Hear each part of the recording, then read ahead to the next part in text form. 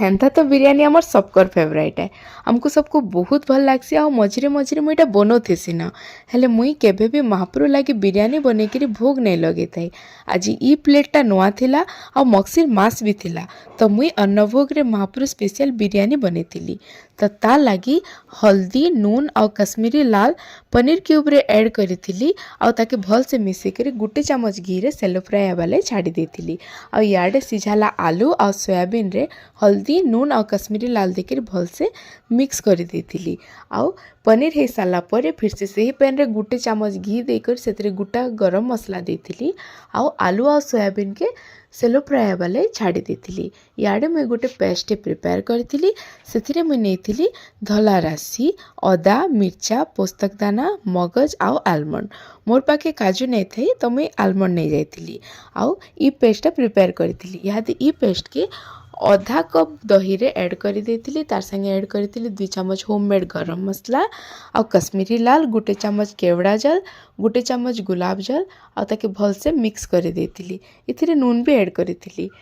आउ जेन मुई रखिथिली सेलो फ्राई हेबार लगी सेथिरे ई पेस्टा के मुई ऐड कर देथिली आ ताके भल से कसिथिली। किछि टाइम कसी हला पर आधा कप पानी आ पनीर देकर फिर से 5 मिनट छाड़ी देथिली फुटबार लगी। आ प्रिपेयर हो जाइतला मोर ग्रेवीटा। याडे भात रो पानी भी फुटी जाइतला न तो मैं सेथिरे गुटे चम्मच रिफाइन तेल देथिली आउ देथिली गुटा गरम मसला लेंबू आउ आधा घंटा आगु जेन भिजी कर रखिथिली बासमती चाउल सेटा भी ऐड कर देथिली। सेटा जो बेले 80% कुक हो जाइतला मुई ताके पानी रो बाहर कर देथिली। आ मुई जाइथिली मोर नेक्स्ट प्रोसेस के गुटे मोटा कड़ी डेक्चीटे नेथिली आउ सेथिरे मुई घी भल से लगे देथिली।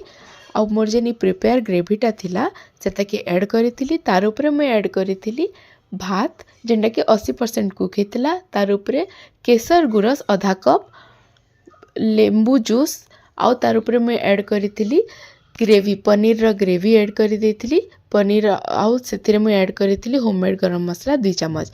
यादे तार खापनीटा बंद कर देकरी हाई फ्लेम रे 5 मिनट रखिथिली आ फ्लेम के लो कर देथिली 12 मिनट लगी। तापर फ्लेम के ऑफ कर देथिली।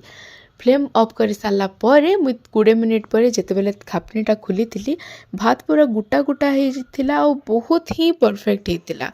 जेहेतु एटा महाप्रभुर लगी ताकर आशीर्वाद पूरा